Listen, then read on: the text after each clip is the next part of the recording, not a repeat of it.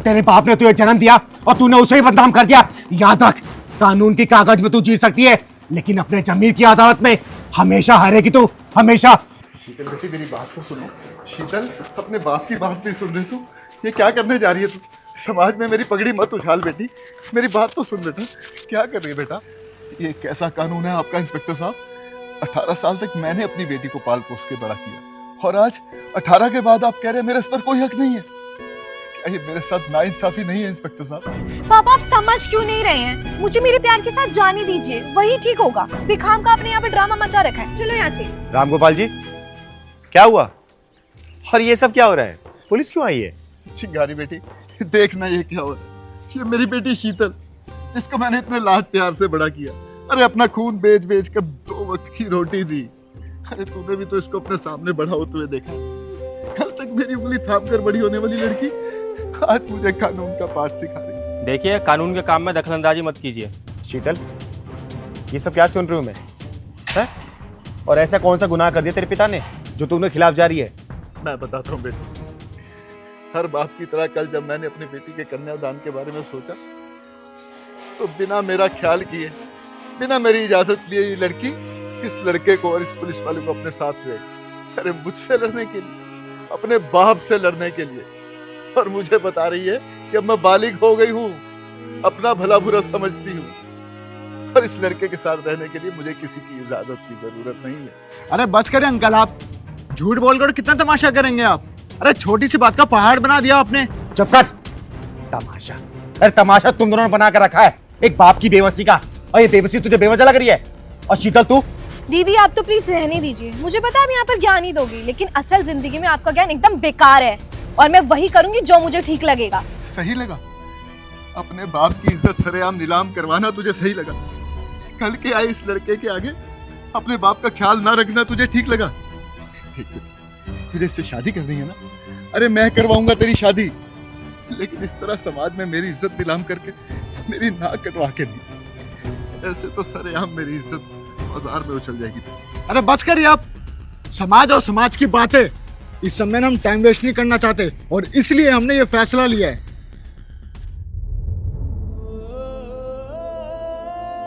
ये मेरी शान है बेटा, इसे समाज के आगे मत उछाल। फिर भी तुझे जाना है तो मैं ये पगड़ी तेरे कदमों में रखता हूं, इसे कुचल के चली जा। खबरदार, अगर तूने एक भी कदम आगे बढ़ाए ना, तो तुझे जमीन पर रेंगने लायक नहीं छोड़ूंगी मैं, समझे?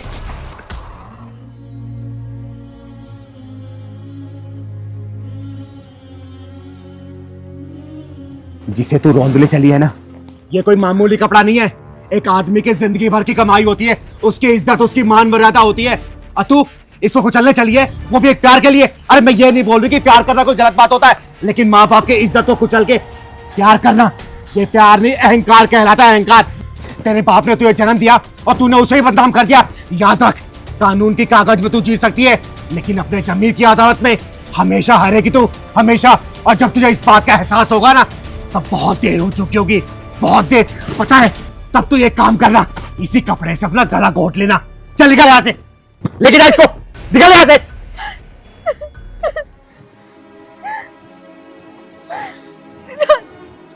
पिताजी मुझे माफ कर दीजिए पिताजी। मैं इस 2 दिन के प्यार के लिए आपके इतने सालों के प्यार को ठुकरा के जा रही थी। मैं ये कैसे कैसे कैसे भूल सकती हूँ कि आपने मुझे पाला, पोसा, पढ़ाया, लिखाया। मुझे माफ कर दीजिए। और चिंगारी दीदी, थैंक यू सो मच। मैं इतना बड़ा कदम उठाने जा रही थी, उससे आपने मुझे रोका। थैंक यू सो मच चिंगारी दीदी। और सुमित, अब मैं तुम्हारे साथ नहीं जा सकती, क्योंकि तुम्हारा चंद दिनों का प्यार मेरे पिता के प्यार के ऊपर भारी नहीं पड़ सकता। और इंस्पेक्टर साहब, सॉरी, मैंने आपका टाइम वेस्ट करा। आप दोनों जा सकते हैं। चलिए पिताजी, चलिए घर में चलते हैं।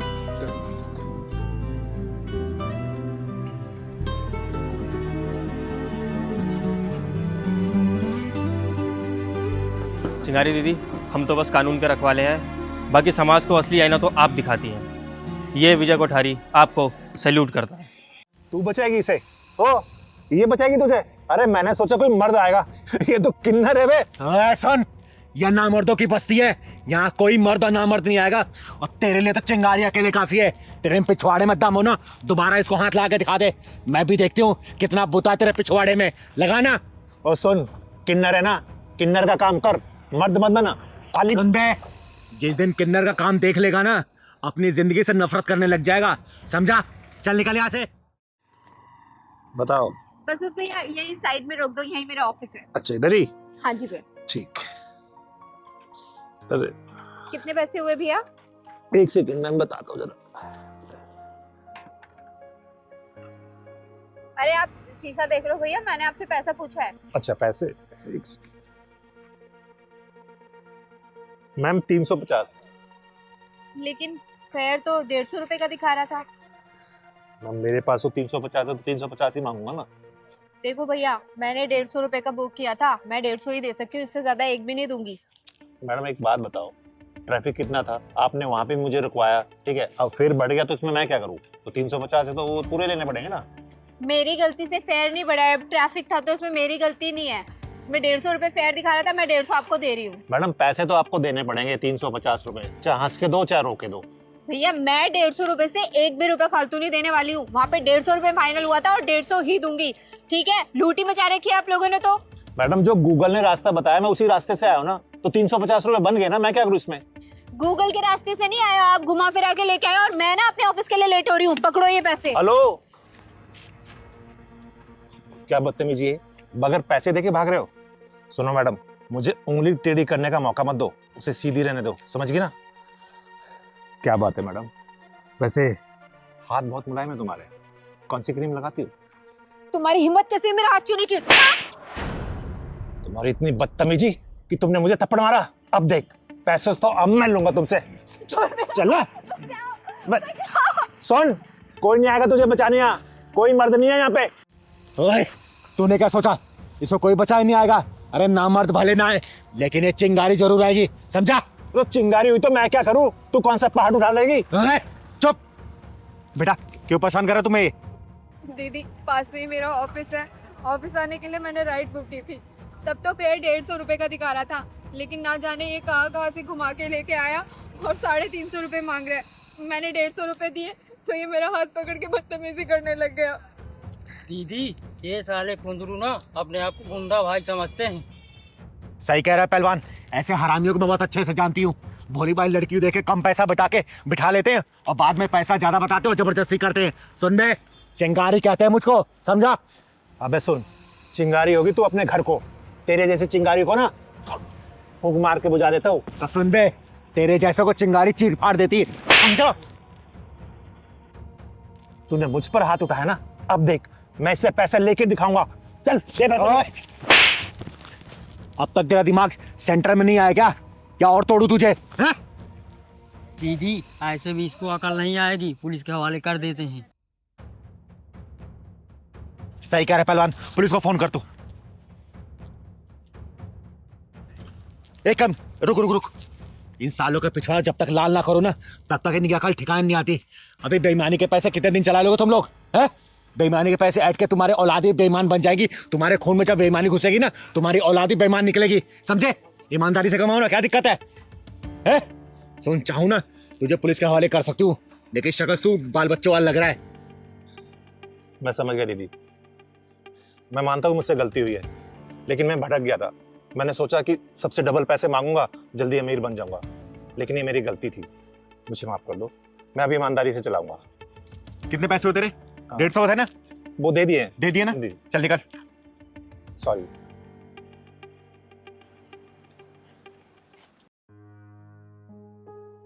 थैंक यू दीदी। कोई बात नहीं बेटा, अच्छा किया तूने स्टैंड लिया इसके लिए। चल जा, घर आ गया तेरा? हाँ, ऑफिस जाना था दीदी। जा ऑफिस। तिलकधारी वसंत बाबू, जिस स्थान पे बैठकर तुम ये काम कर रहे हो ना, ये सरस्वती माता का पवित्र स्थान है। जिन हाथों से तुम ये साज-बाज बजा रहे हो ना, उन्हीं हाथों से तुम इस लड़की को छेड़ रहे हो। अरे तुम्हें चुल्लू भर पानी में डूब मरना चाहिए। तुमने संगीत और संगीत की शिक्षा का नाम मिट्टी मिला दिया है।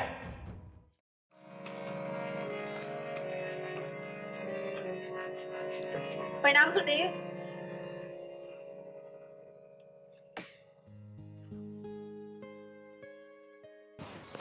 अरे प्रणाम दीपा, कैसी हो तुम? मैं अच्छी हूँ गुरुदेव। आप बस मुझे ये बताइए कि मेरी रिकॉर्डिंग कब होगी। मैं तो आपको अगले 6 महीने तक की फीस भी जमा कर चुकी हूँ। अरे हाँ, तो दीपा पहले ये बताओ कि तुम्हारा रियाज कैसे चल रहा है, और तुम्हारी ये उंगलियां ठीक से रियाज कर रही है ना?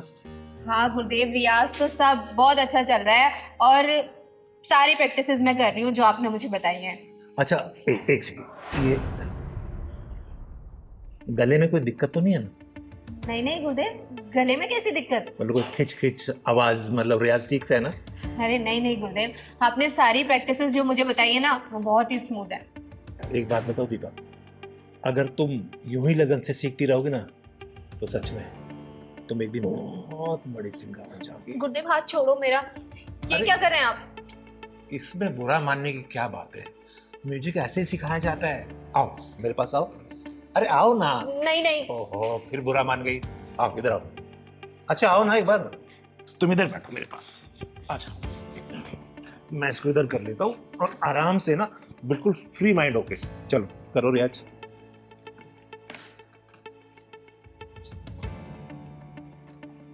अरे बेटा इसको सुनो, इधर दिखाओ, हाथ दिखाओ, ऐसे उंगली पकड़ो और ऐसे। हाँ गुरुदेव वही तो कर रही हूँ, आप मुझे लेकिन बजाने कहाँ दे रहे हैं? आप बार बार मेरा हाथ ही पकड़ ले रहे हैं। अच्छा ठीक है, इस वाले हाथ से बजाओ। गुरुदेव मैं लेफ्टी नहीं हूँ, मैं राइट हैंडेड ही हूँ। अच्छा ठीक है, बजाओ।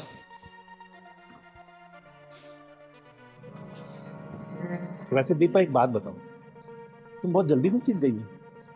हाँ गुरुदेव, इतने अच्छा गुरु मिला हो तो कौन नहीं सीखेगा जल्दी।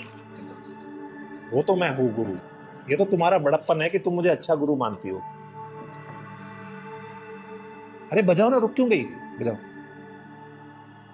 अरे यार इधर आओ, देखो। गुरुदेव ये पियानो थोड़ी ना है, हारमोनियम है। हारमोनियम को तो हारमोनियम के तरीके से ही बजाया जाएगा। अच्छा तो बजाओ। ये जो आपने मुझे प्रैक्टिस कराई थी, ये प्रैक्टिस हुआ है। गुरुदेव मुझे लगता है आपको मुझे सिखाने से ज्यादा मेरे ऊपर ध्यान है। सही तो पकड़ा, तुम्हारे ऊपर ही तो ध्यान है। देखो अगर मैं तुम्हारे ऊपर ध्यान नहीं दूंगा तो तुम सीखोगी कैसे? फिर कैसे सीखोगी बताओ जरा। इसलिए मेरा ध्यान इधर नहीं, तुम्हारे ऊपर रहता है कि तुम जल्दी सीख जाओ। चलो बजाओ बजाओ। और एक बात बताओ, जब तक हम थोड़ा रोमांस नहीं करेंगे ना तो मैं फील ही नहीं आ रहा। और ये क्या, एक काम करो, तुम इसे उतार दो। अरे आराम से बिंदास होके बैठो। क्या हुआ? अरे ये शर्म उरम सब छोड़ दो, एकदम बिंदास हो जाओ। रोमांटिक म्यूजिक बन रहा है ना, जल्दी शूट होगा। और मैं तो ये चाहता हूँ कि हीरोइन भी तुम ही हो। और समझ गई ना, तुम्हें हीरोइन बनाऊंगा मैं। वैसे तुम खूबसूरत बहुत हो बेबी, सच बता।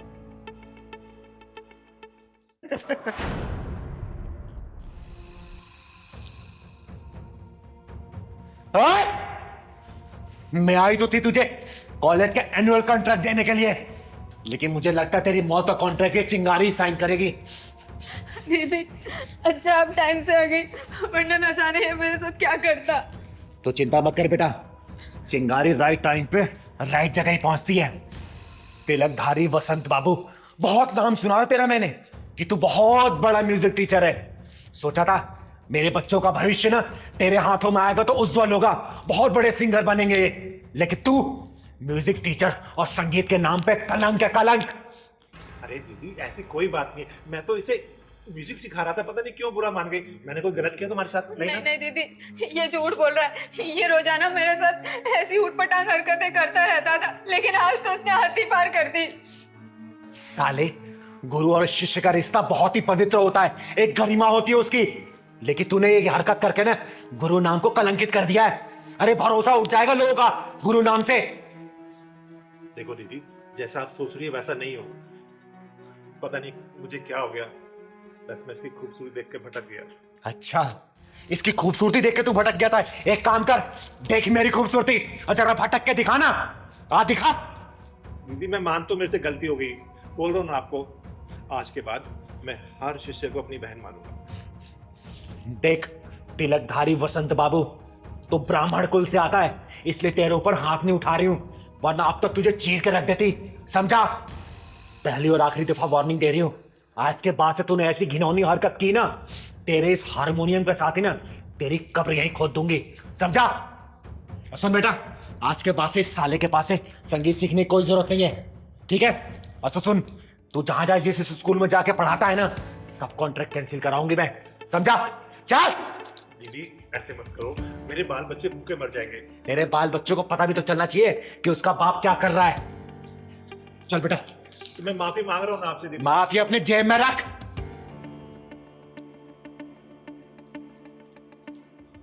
अबे तिलकधारी बसंत, साला जब देखो लड़की देख के पिघल जाता है। अबे कभी म्यूजिक भी सिखा दिया कर।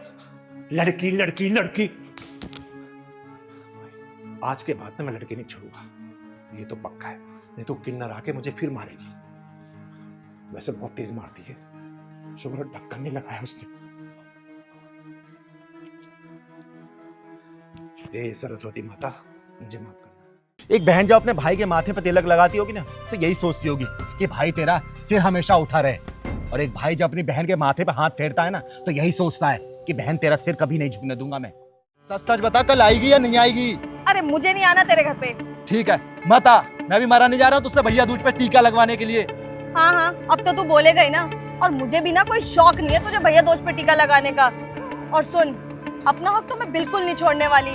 तुझे रिश्ता तोड़ना है ना तो तोड़ दे, लेकिन प्रॉपर्टी में हिस्सा बिल्कुल भी नहीं। और माँ बाप के जाने के बाद सारा हिस्सा तो तूने हटिया लिया ना, और मुझे क्या, कुछ भी नहीं मिला। देख बेटा, तुझे तो कोर्ट तक ले जाऊंगी। हाँ ठीक है, जा जा कोर्ट, मैं भी देख लूंगा। और सुन, उस प्रॉपर्टी पे मेरा हक है, मेरा। हाँ हाँ देख लेंगे। और ये फैसला ना कोर्ट करेगी, तू नहीं होता है फैसला करने वाला।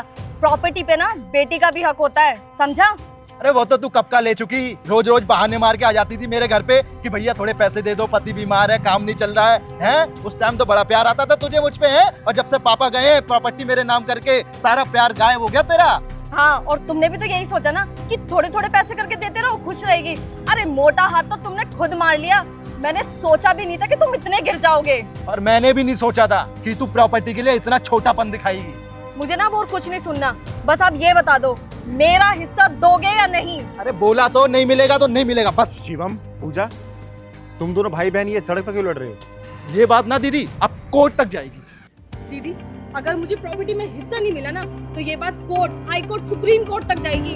अरे शर्म करो, शर्म करो। एक प्रॉपर्टी के चक्कर में तुम लोग कहाँ लड़ रहे हो ये नहीं दिख रहा है? ऊपर से कल भाई दूज भी है। अरे काहे का भैया दूज दीदी? जब सारे रिश्ते ही खत्म हो रहे हैं तो कैसा भैया दूज? हाँ दीदी, जब भाई के अंदर पैसों की भूख बढ़ जाए ना, तो रिश्ते खराब होने ही होते हैं। अरे रिश्ता मरा तो नहीं है ना? अरे क्या रिश्ता तुम दोनों का? भाई बहन का ना।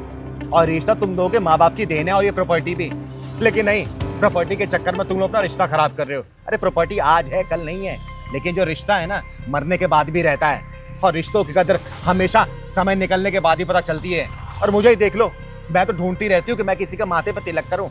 अगर भगवान मुझे बहन होने खुशी देता ना, तो ऐसी हजारों प्रॉपर्टियां अपने भाई के कदमों में निछावर कर देती।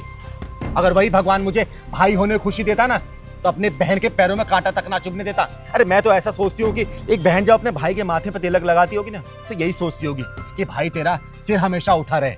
और एक भाई जब अपनी बहन के माथे पर हाथ फेरता है ना, तो यही सोचता है कि बहन तेरा सिर कभी नहीं झुकने दूंगा मैं। समझ आया? प्रॉपर्टी के लिए लड़ रहे हो, प्रॉपर्टी के लिए। आप सही कह रहे हो दीदी, रिश्ते तो ऊपर वाला बनाता है। हाँ दीदी, हम दोनों से बहुत बड़ी गलती हो गई। और दीदी, आपसे अच्छा रिश्तों की अहमियत और कौन समझ सकता है। सॉरी दीदी, सॉरी भाई। सॉरी तो मुझे बोलना चाहिए दीदी। आज मुझे बहुत अच्छे से पता चल गया कि पैसा ना अच्छे अच्छे रिश्ते खा जाता है। सच में दीदी, पैसों की वजह से न जाने कितने रिश्ते खराब होते हैं। खुश रहो दोनों, खुश रहो।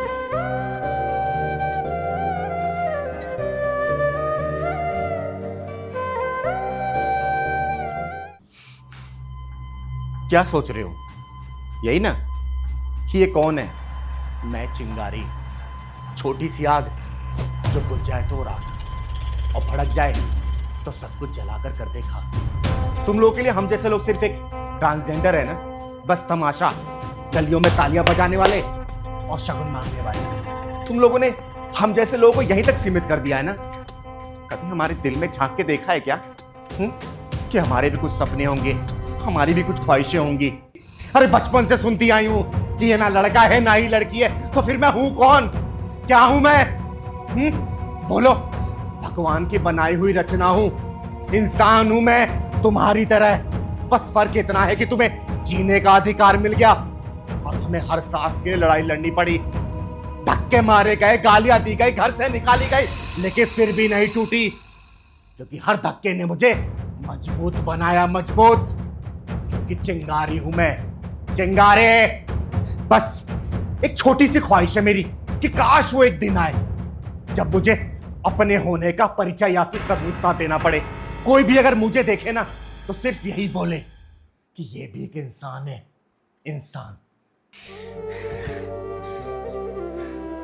मेरे माँ बाप ने भी पूरी तैयारियां की थी, ढोल नगाड़े मिठाइयाँ खूब बनवाया था, लेकिन उनको क्या पता था कि उनके घर एक किन्नर पैदा होने वाला है। शुरुआती दौर में सब कुछ सही था।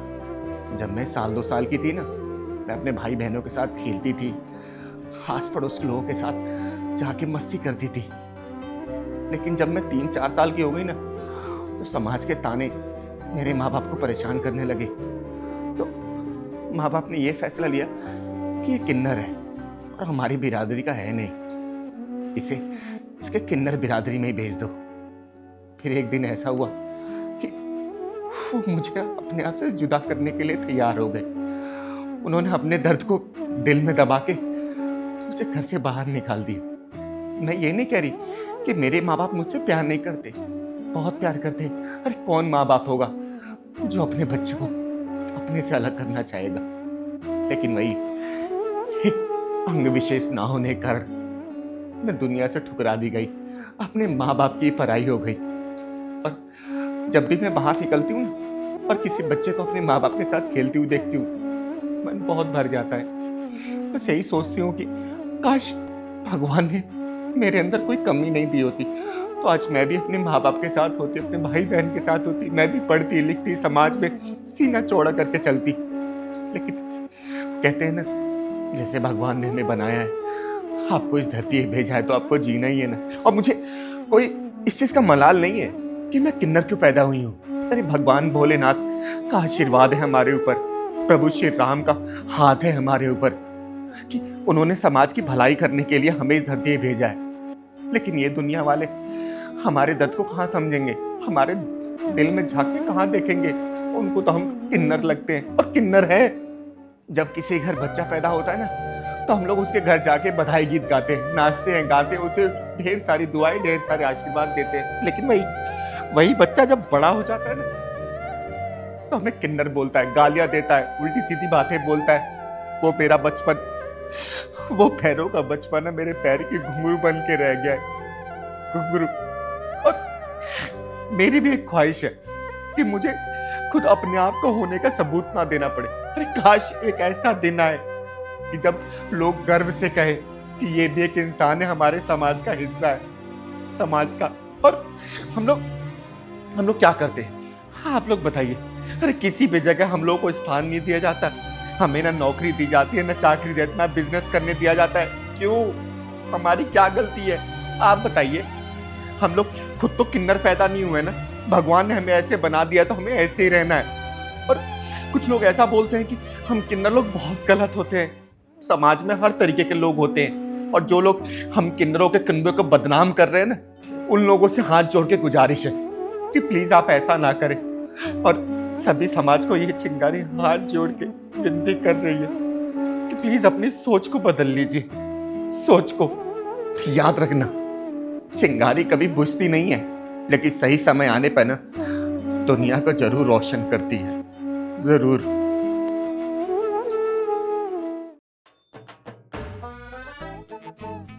दीदी प्रणाम। प्रणाम प्रणाम। अरे सनी, तू यहाँ पर? हाँ, वो क्या है ना कि पहलवान भैया ने मुझे भेज दिया। पहलवान ने? लेकिन क्यों? वो क्या है ना, पहलवान भैया कह रहे थे मैं तो गांव आ गया हूँ और मेरी चिंगारी दीदी अकेले है। उनको फिर सुबह नाश्ता, खाना, पानी, दवाई कौन देगा, इसीलिए उन्होंने मेरे को जबरदस्ती भेज दिया यहाँ पे। अरे ये क्या बात हुई कि जबरदस्ती भेज दिया? अगले महीने तेरे पेपर है ना? हाँ वो तो मैं पास कर जाऊंगा, 30% तो मैं हमेशा ले ही आता हूँ। और बाकी 3% है क्या? वो क्या है ना दीदी, मेरे घर पे भैंसे है तो मैं अपने मास्टर को 3-4 लीटर दूध हर महीने ऐसे ही दे देता हूँ, इसीलिए वो पास कर देता है। तो ये काम क्यों नहीं करता है? ये 30% के लिए इतनी मेहनत क्यों करता है? 2-4 लीटर और दूध बढ़ा के दे दिया कर, पूरा पास हो जाया कर। बात तो आप सही कह रही हो दीदी, लेकिन एक प्रॉब्लम है। प्रॉब्लम? कैसी प्रॉब्लम? वो क्या है ना, 2-4 लीटर दूध तो मैं एडजस्ट कर लेता हूँ, लेकिन ज़्यादा करूँगा तो घर वाले मेरी दूध की जगह मेरी दही बना देंगे। देख बेटा, ये अपनी दूध दही की बात है ना, और अपने मास्टर की बात है अपने गांव में करना, मेरे सामने नहीं, वरना तेरे पिछवाड़े में ढक्कन लगा दूंगी। अच्छा ये बता, काम धाम आता तुझे? हाँ दीदी, सब कुछ बना लेता हूँ मैं। अच्छा, सब कुछ बनाने आता है? हाँ सब कुछ कर लेता हूँ मैं। तो एक काम कर, जा चाय बना के लेके आ। लेकिन चाय बनती कैसे है? हैं? अभी तूने बोला सब कुछ बनाने आता है। अरे दीदी, बनाना तो सब कुछ आता है, लेकिन भूल गया हूँ, थोड़ा बता दो। जा उसमें ना चीनी चाय पत्ती डाल देना, दूध डाल देना, पानी डालना और गैस पे खोला के लेके आऊंगा। ठीक है। हाँ सुन, चाय बनाने के बाद दाल रख दियो गैस पे, नहाने जा रही हूँ और नहाने के बाद में खाना खाऊंगी, ठीक है? ठीक है, लेकिन दाल कैसे बनती है? दाल कैसे बनती है?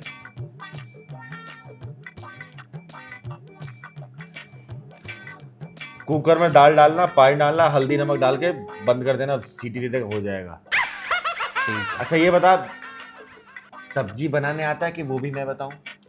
सब्जी बस काटना आता है मुझे।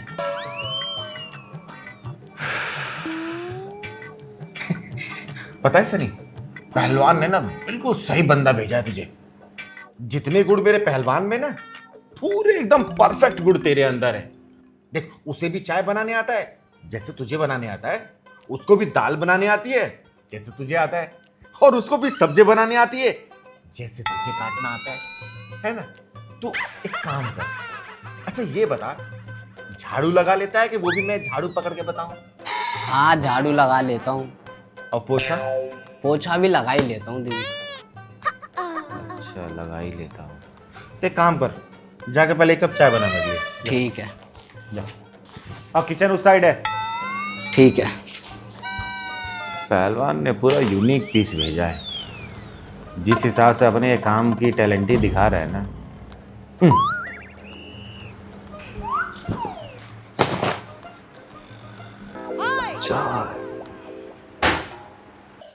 अरे यार, कैसे बोला था दीदी ने, चाय पानी पहले डालूं चीनी डालूं? पहलवान ने कहाँ फंसा दिया यार मुझे। मैं अपने मास्टर को तो बेवकूफ़ बना सकता हूँ, लेकिन दीदी को नहीं बना सकता। सन्नी, तेरी भलाई इसी में है, तू यहाँ से निकल ले, चल।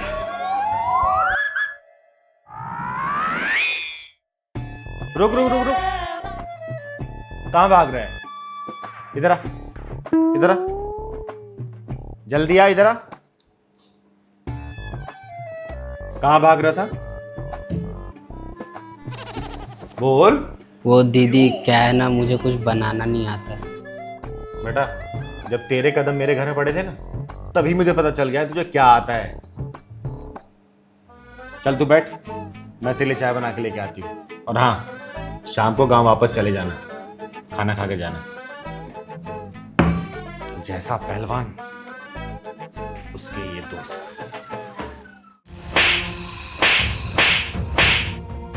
साली हरामजादी, क्यों तूने उस लड़के के साथ ऐसा किया? बोल। अरे जब तू उसके साथ घूमती थी, बैठती थी, तब तुझे समझ नहीं आया कैसा लड़का है वो? जब तू उसके साथ उसके कमरे पे जाती थी, तब तुझे पता नहीं चला कैसा लड़का है वो? तूने सोशल मीडिया पे उसके नाम की धज्जियां उड़ाती। अरे अपने परिवार में किस मुंह से जाएगा बताना?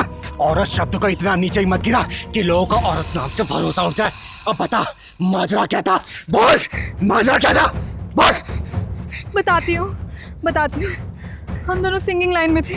वो अरे क्या हुआ सुमन, तुम्हारी रिकॉर्डिंग थी ना, आज गई नहीं तुम? नहीं, वो कैंसिल हो गया, आज रिकॉर्ड नहीं करेंगे। अच्छा, तो फिर आज हम काम करते हैं, आज हम दोनों बाहर चलते हैं कहीं। हम दोनों बाहर जाएंगे घूमने। हाँ बाबा, हम सच में चलेंगे, तुम रेडी हो जाओ। ठीक है। एक मिनट, किसका फोन है? Hello, yes yes sir, okay sir, आता हूँ मैं सर, आता हूँ। Okay okay okay, thank you so much sir. Suman, तुम्हें पता है किस कंपनी से फोन आया था? FD studios. FD studios? Karan तुम्हारी तो निकल पड़ी। क्या बात है, तुम्हें आए दिन बड़ी बड़ी कंपनी से कॉल आ रहे हैं और यहाँ मेरी रिकॉर्डिंग्स कैंसिल हो जा रही हैं। अरे सुमन, तुम दिल छोटा क्यों करती हो? रिकॉर्डिंग कैंसिल हो रही है, तुम्हारे हाथ से तो नहीं गई ना? और बाकी मैं हूं ना तुम्हारे साथ। अच्छा, अब ये सब छोड़ो, तुम भी मेरे साथ रिकॉर्डिंग पर चलो। ओके ठीक है, मैं रेडी होकर आई। फाइनली सुमन, जो मैं चाह रहा था मेरी लाइफ में हो वो सब मिल रहा है मुझे। वैसे तुम्हें देखकर आजकल मुझे बहुत जेलसी हो रही है। तुम्हारी बहुत तारीफें हो रही हैं, जहाँ देखो तुम्हारे ही चर्चे। ऐसे तो तुम पीछे मुड़कर देखोगे ही नहीं। वो क्या है ना सुमन, वक्त सच की बात है। जब वक्त मेहरबान होता है तो गधा भी पहलवान होता है।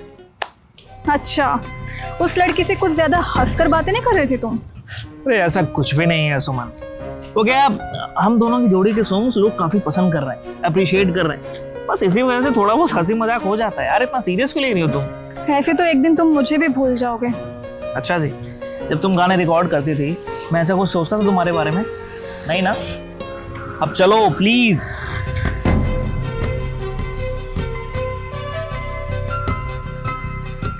उसकी कामयाबी से मुझे खुशी नहीं, जलन होने लगी, जलन। और उसी जलन के चलते मैंने एक दिन उसे बर्बाद करने की सोची। और फिर एक दिन। हेलो दोस्तों, मैं सुमन राघव। फेमस सिंगर करण ने मुझे फिजिकली और मेंटली टॉर्चर किया, काम दिलाने के बहाने। उसने मुझ जैसी कितनी लड़कियों के साथ ये किया होगा, उनका फायदा उठाया होगा। मैं जानती हूँ आप सोच रहे होंगे कि मैं आज से पहले आप सबके सामने क्यों नहीं आई, क्योंकि उसने मुझे ब्लैकमेल किया कि वो मेरी वीडियोस और फोटोज वायरल कर देगा। तो मैं बहुत डर गई थी। लेकिन कल रात कुछ ऐसा हुआ कि मैं बहुत हिम्मत करके आप सबके सामने आई हूँ। प्लीज मुझे इंसाफ दिलाइए, प्लीज।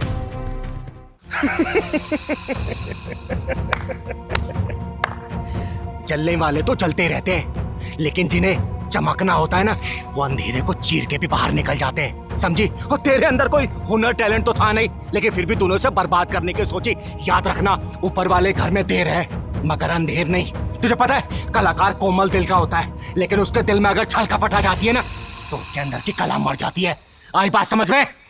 प्यार करता था मैं तुमसे, लेकिन तुमने मुझे बदनाम कर कर अपने भविष्य को लात मारी है। और आज देखो खुद को, क्या मिला? अरे पैसों पैसों की मोहताज हो गई है तुम। अपनी तिजोरी को खुद आग लगाई है तुमने। मेरी कामयाबी से तुम्हें इतनी जलन हो गई कि मुझे बदनाम कर दिया, ये सिला दिया मुझको तुमने। अरे हमारे रिश्ते के बारे में तो सोच लेती कम से कम। जितना वक्त हम दोनों ने एक दूसरे के साथ बिताया ना, इतने वक्त में तो जानवर को भी इंसानों से लगाव हो जाए। लेकिन तुम तो जानवर से भी बदतर निकली। सुमन, तुम ना मेरे प्यार के काबिल नहीं, समझी? और सुन बे, चिंगारे कहते हैं मुझको, चिंगारे किन्नर। पर चिंगारे के इलाके में ना तुझ जैसी लड़की के दाल निकल सकते, समझे? चल निकल यहाँ से। और क्या रही है? झापड़ मार के थोपड़ा लाल कर दूंगी, निकल।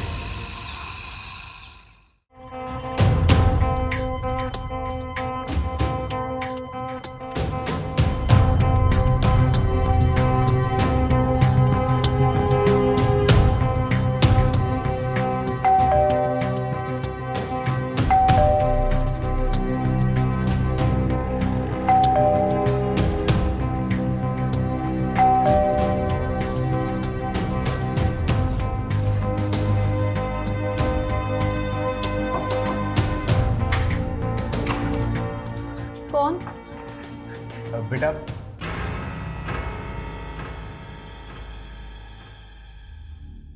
मेरा नाम चिंगारी है, चिंगारी किन्नर। वो बाजू वाले घर में रहती हूँ मैं। ये आपको कोरियर है। वो कोरियर वाले की बाइक खराब हो गई थी, तो उसने बोला था दीदी आप ऊपर जा रही हैं, दे लीजिए। ये लो बेटा। मैंने कोई ऑर्डर नहीं किया, आप जाइए। लेकिन बेटा देखो, मुझे वो नहीं पता कि आपने ऑर्डर किया है कि नहीं किया है। इस पे फ्लैट नंबर तो आप ही का लिखा हुआ है, कीर्ति नाम है ना आपका? हाँ, पर मैंने ऑर्डर नहीं किया। तो बेटा आप ही का ऑर्डर होगा ना, और वैसे भी इसका पेमेंट हो चुका है, तो रख लो ना, खामखा वो कुरियर वाला परेशान होगा। रख लो बेटा।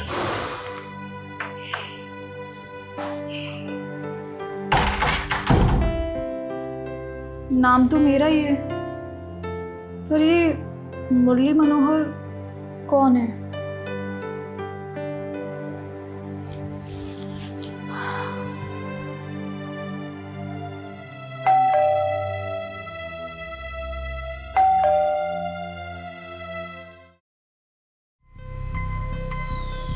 अरे अब क्या हो गया? अब क्यों बार बार आ रही हो आप? अरे बेटा वो नीचे मुझे किसी ने तुम्हारा पार्सल दिया था। कीर्ति नाम है ना तुम्हारा? क्या कीर्ति नाम है तुम्हारा? अभी आई हो फिर पार्सल लेकर आ गई हो? पागल हो गई हो क्या? अरे बेटा क्या बोल रही हो, मैं तो अभी आई हूँ। देखो ना वो कुरियर वाला दे गया था आपका पार्सल, ले लो ना आप। अरे क्यों झूठ बोल रही हो आप? अभी तो देकर गई थी मुझे ये गिफ्ट। अरे बेटा मैं सच बोल रही हूँ, मैं इससे पहले नहीं आई थी, मैं तो अभी आई हूँ। आपको यकीन नहीं होता ना? आओ मैं दिखाती हूँ आपको कि कौन सा गिफ्ट देकर गई थी आप। ये देखो, ये किताब तुम नहीं देके गई थी मुझे? साथ वाले घर में नहीं रहती तू? और तुम ये क्या करने जा रही थी? आत्महत्या करने, खुद को खत्म करने जा रही थी मैं। बेटा जीने मरने का हिसाब किताब तो सिर्फ ऊपर वाले के हाथ में होता है, और हमारी समस्याओं के जिम्मेदार हम खुद होते हैं।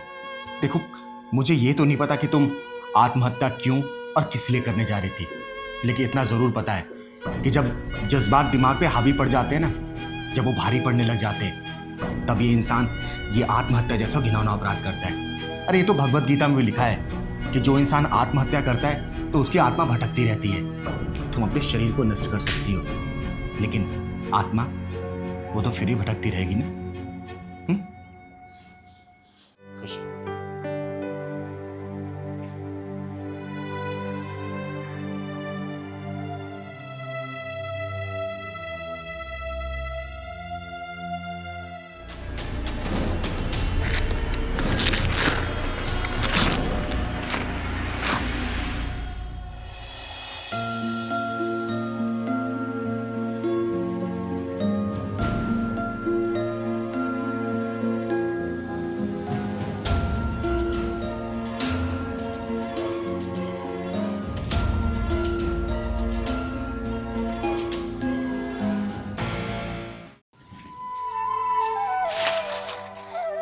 अरे चिंगारी तू सचमुच यहाँ आई है?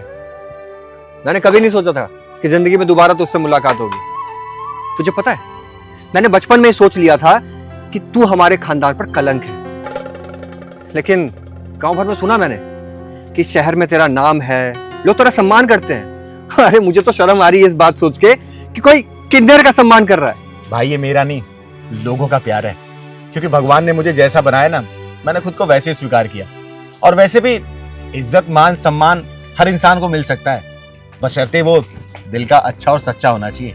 हम सच कहे तो तू मर्द बात कर रहे हैं ना, तो एक औरत होके तू हमारे बीच में बात करेगी? चलिए तो शहर से आया है, तू हमारे बीच में कौन होती बात करने वाली? चुपचाप से अंदर जा और काम कर।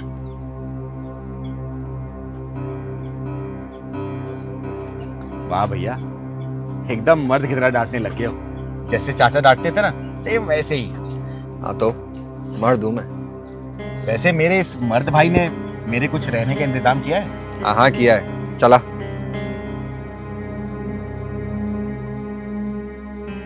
अरे दीदी कुछ चाहिए था क्या? अरे आपको? नहीं, लाइए मैं मदद कर देता हूँ भाभी अरे आपकी। नहीं आप छोड़िए ना। अरे आप कोई बात नहीं। कैसा लग रहा है आपको गाँव आके दोबारा? भाभी ये निशान कैसे हैं?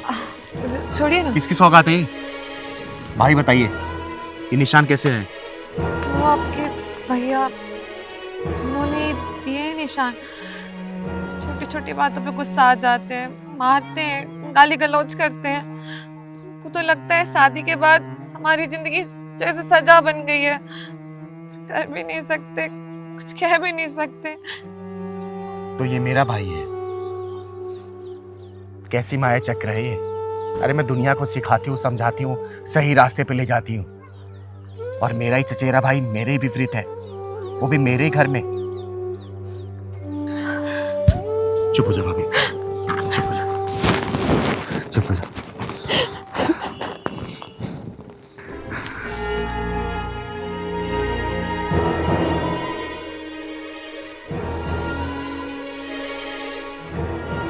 ओए, ये बीड़ी पीने का काम ना मर्दों का है, ना कि तुझ जैसी किन्नर का। भैया ये आपकी तंबाकू बड़ी हल्की है और इससे कहीं ज्यादा जो हल्की है ना वो आपकी मर्दानगी का धुआं। अरे एक मर्द होके और तो गुलाम बना के रखना चाहते हो क्या घर में? अच्छा, तो इसने मेरी शिकायत तुझसे करी है? तुझ जैसे किन्नर से इसको तो मैं बताता हूँ कि तुम। भैया हाथ छोड़ दे मेरा, ये मेरे घर का मामला है, तू बीच में मत आ। घर का मामला इसलिए समझा रही हूँ भैया, वरना अब तक घर की दीवारें भी चीख रही होती। ओए, मैं तेरा दिमाग खराब हो गया क्या? मैं एक मर्द हूँ और मैं तेरा भाई भी हूँ, तो जरा जबान संभाल के बात कर। हाँ, यही तो सबसे बड़ा दुख है कि तू मेरा भाई है। कल क्या बोल रहा था कि मैं चिंगारी हूँ, किन्नर हूँ, कलंक हूँ। अरे मुझे तो आज लग रहा है कि सबसे बड़ा कलंक तो तू है जो अपनी बीबी को गुलाम समझता है। लोग कहते हैं किन्नर समाज पर बोझ होते हैं, लेकिन असली बोझ तो वो होते हैं जो औरतों की इज्जत नहीं करते। अरे बीबी घर की जान होती है, मर्दों का अहंकार नहीं। और जिस दिन तू ये बात समझ जाएगा ना, उस दिन तू असली मर्द बन जाएगा, समझा?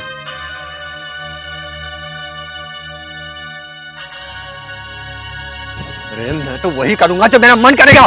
नहीं भैया, ये गलती कभी मत करना, वरना भाभी गुलामी की जंजीर तोड़ने के लिए अगर मुझे तुम्हारी हड्डियां भी तोड़नी पड़े ना, तो मैं सोचूंगी नहीं। और उस दिन तुम्हारा सामना चिंगारी बहन से नहीं, चिंगारे किन्नर से होगा। आई बात समझ में?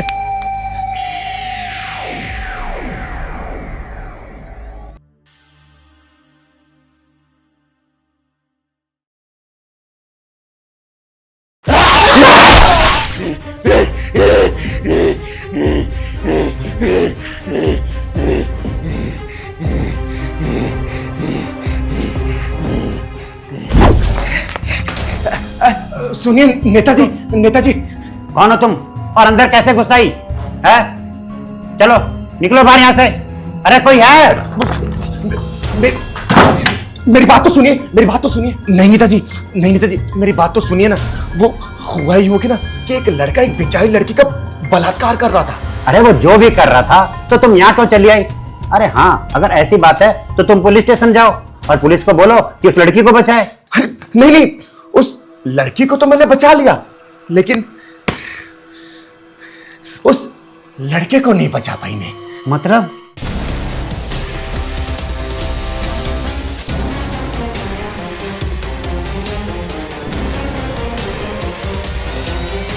साहब प्लीज मुझे छोड़ दो।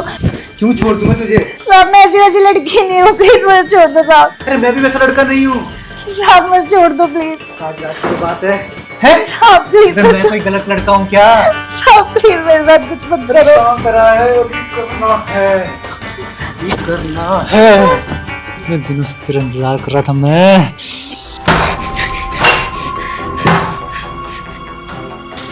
कौन है बे तू?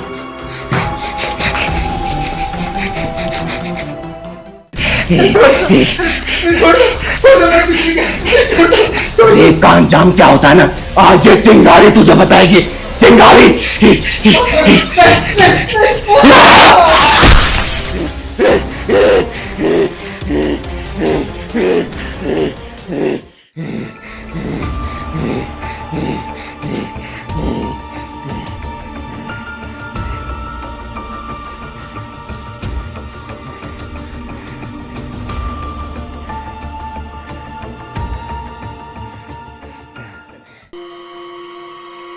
मार दिया उसे? हाँ मार दिया नेताजी, क्योंकि एक सनकी जानवर का इलाज तो मौत ही होता है ना। और वैसे भी साला वो बड़ा दरिंदा इंसान था, तो उसकी चिता जला दी मैंने। चिता। तो तुम मेरे पास ये सब कहने क्यों आई हो? अरे आप ही तो हमारे समाज के दायित्व हैं, हमारे भविष्य हैं, तो मैं आपसे पूछने आई थी नेताजी, मैंने कुछ गलत तो नहीं किया ना?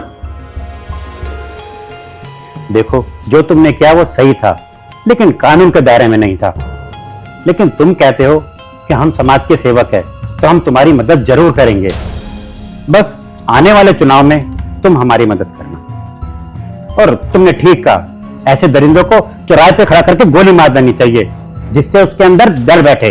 बात तो आप बिल्कुल सही कह रहे हैं नेताजी। काश ऐसा डर अपने बेटे के अंदर भी बिठाया होता तो आज वो ऐसी दरिंदगी ना करता। और उस दरिंदे का नाम था अमित उपाध्याय, है नहीं? हाँ, क्या कर रही है तू? हाँ, दिमाग खराब है तेरा? जबान खींच लूंगा तेरी। अरे जुबान छोड़, मैंने तो जान खींच लिया उसका, जान। और उसमें हाथ भले मेरा था, लेकिन वजह तू था, तू, क्योंकि तेरा लौंडा तेरे ही भ्रष्ट सोच में पड़ रहा था। और ऐसी सोच वाले लौंडे को विकराल रूप देने से पहले मैंने खत्म कर दिया, खत्म। और मुझे इस पे फक्र है, फक्र। और तू जो करना है ना कर ले, बुला ले पुलिस, बुला ले कानून, बुला ले कोर्ट कचहरी, लेकिन चिंगारी को कोई बुझा नहीं सकता। चिंगारी हमेशा मशाल की तरह जलती रहेगी, मशाल की तरह। एक लड़के की आबरू बचाने के लिए मैंने तेरे ही घर का चिराग बुझा दिया नेता, तेरे ही घर का। क्या देख रहा है तू? क्या देख रहा है? यकीन नहीं आ रहा मेरी बातों पे? यकीन नहीं आ रहा क्या? तो एक काम कर, जा अपने बेटे की गाड़ी के डिक्की खोल और आखिरी दर्शन कर ले। जा जा जा जा।